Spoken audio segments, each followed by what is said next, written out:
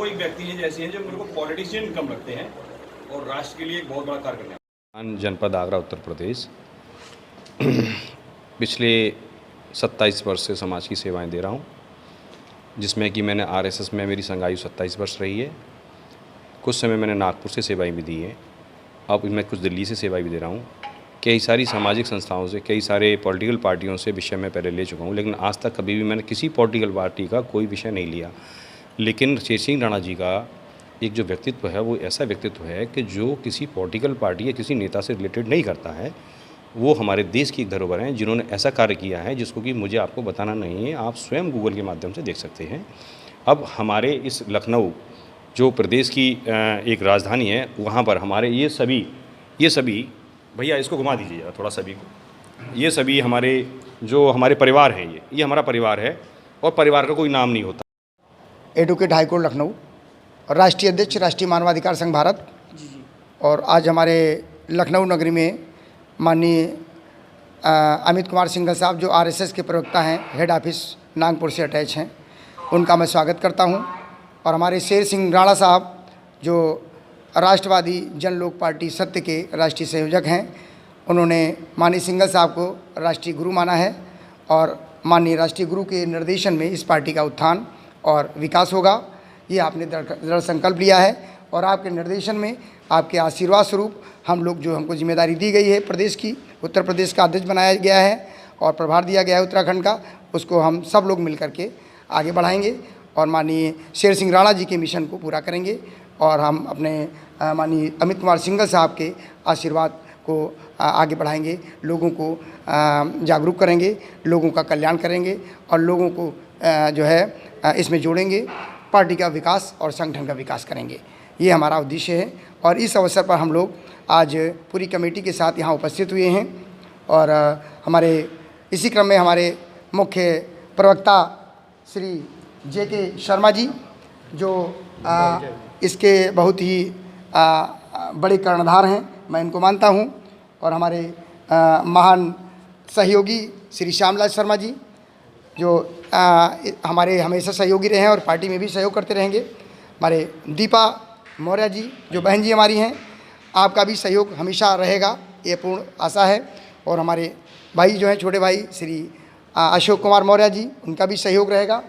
और हमारे ये धनंजय सिंह जी हमारे संगठन के भी महासचिव और बहुत धुआंधार युवा कर्मठ जुझारू व्यक्तित्व हैं, हर कदम पर हमारे साथ हैं। और सबसे हमारे पुराने साथी दीपक कुमार श्रीवास्तव जी जो वास्तव में आज 30 साल से हमारे साथ हैं, जो परिवार से मिले हुए हैं, हर कदम आधी रात में भी याद करता हूं तो हमारे साथ खड़े होते हैं। सभी कमेटी के पदाधिकारीगण और हम जी लखनऊ का रहने वाला हूं जी। और आज मुझे सौभाग्य मिला राष्ट्रवादी जनलोक पार्टी में आने का, और यहाँ आकर के मुझे पता चला कि हमारे अमित सिंघल जी आए हुए हैं जो इस पार्टी के धर्मगुरु भी हैं और इस पार्टी के संस्थापक शेर सिंह राणा जी जिनका इतिहास है, और वो इतिहास हर बच्चा जानता है। उनके इतिहास से ऐसा कोई व्यक्ति नहीं है जो अनजान हो। उनका इतिहास और इतिहास के स्वर्ण अक्षरों में उनका नाम पहले से लिखा जा चुका है। और मुझे जैसा आशा नहीं विश्वास है, आने वाले समय में इस देश का गौरव बनेंगे वो। और माननीय अमित सिंघल जी के नेतृत्व में वो अपना धर्मगुरु मानते हुए कार्य कर रहे हैं।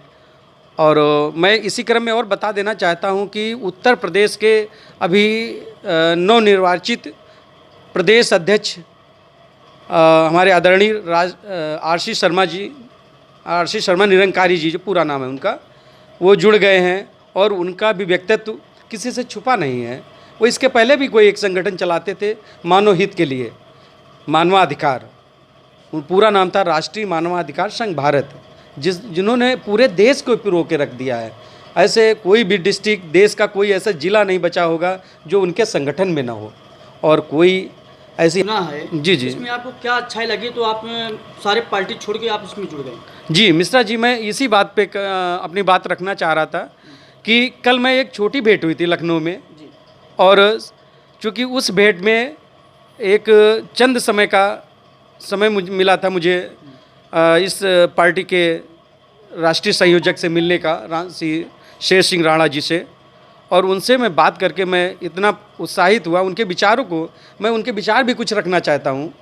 और चूँकि मेरे कुछ समय में उन्होंने अपने विचार रखे थे, तो उनके विचार ऐसे थे कि देश में आज के ये चाहे कोविड-19 हो या इसके पहले जो हमारे लोकशाही थी उनके द्वारा किया गया लोगों का शोषण और इस कगार तक पहुंच गया कि आधी जनसंख्या 2 वक्त का रोटी नहीं मिल रही है।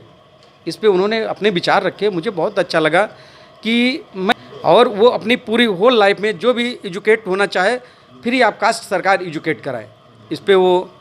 और उन्होंने कहा कि इसी क्रम में अगर उनके कुछ ऐसे बच्चे हैं जो पूरा एजुकेशन नहीं कर सकते हैं और उनको अपने पारिवारिक निर्वाह करना पड़ता है, अल्प ही जीवन में पारिवारिक निर्वाह में आ जाते हैं, मतलब पारिवारिक बोझ उठाना पड़ता है। तो उन्होंने इसके लिए उन्होंने विचार रखा कि हमारे यहाँ राष्ट्रवादी जनलोक पार्टी सत्य का राष्ट्रीय संयोजक, आज मोदी जी लखनऊ आए थे। मोदी जी ने बहुत झूठे वादे किए, रोज़गार देंगे, किसानों की आमदनी दुगनी करेंगे, लेकिन ऐसा कुछ किया नहीं। तो इसको लेकर आज राष्ट्रवादी जनलोक पार्टी ने मोदी जी का घेराव करने का कार्यक्रम रखा था। बहुत भारी संख्या में कार्यकर्ता पदाधिकारी मोदी जी का जो कार्यक्रम था इंदिरा प्रतिष्ठान में वहाँ पर पहुँचे, लेकिन पहले ही आईबी और पुलिस प्रशासन ने जो है सभी पदाधिकारियों को बीच में रोका, जिसके कारण वहीं पर ही जाम लगाकर धरने पर लोगों को बैठना पड़ा, पार्टी के लोगों को। और जब 1 घंटा हो गया तो जो सक्षम अधिकारी हैं वो वहाँ पर आए।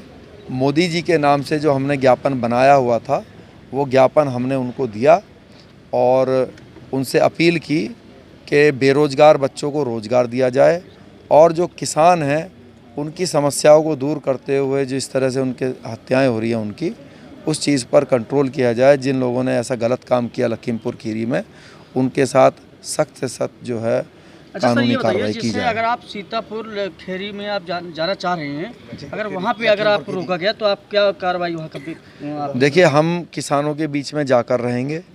अगर पुलिस हमें रोकती है तो ये लोकतंत्र की हत्या है। क्यों रोका जा रहा है? क्या हम वहाँ पर दंगा करने जा रहे हैं, लड़ाई झगड़ा करने जा रहे हैं? हम वहाँ पर अपने किसान भाइयों से जिनके साथ गलत हुआ है, वो हमारे परिवार हैं, उनके बीच में हम जा रहे हैं। तो इसमें समस्या क्या है? अगर रोका जाता है या रोका जा रहा है जिन लोगों को भी, ये असल में लोकतंत्र की हत्या है। जिस प्रकार से प्रियंका गांधी जी को कस्टडी में रखा हुआ है, अखिलेश यादव जी को अरेस्ट किया, शिवपाल यादव जी को अरेस्ट किया, तो ये लोकतंत्र की हत्या है।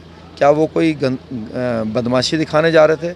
वो देश की जनता से मिलने के लिए जा रहे हैं। अगर किसी का कष्ट है तो राजनीतिक दल का ये कर्तव्य है कि जाकर मिलेंगे। कोई इसको ये बोल सकता है कि जी किसानों की गलती है। किसानों की गलती है, अगर गलती है तो उसको भाजपा वाले सजा दें, लेकिन गलती है या नहीं है, जनता का भी तो अधिकार है कि वो उसको किस पक्ष का साथ देना है। तो राष्ट्रवादी जनलोक पार्टी किसान भाइयों के साथ खड़ी है और उनको न्याय दिलाकर ही मानेगी।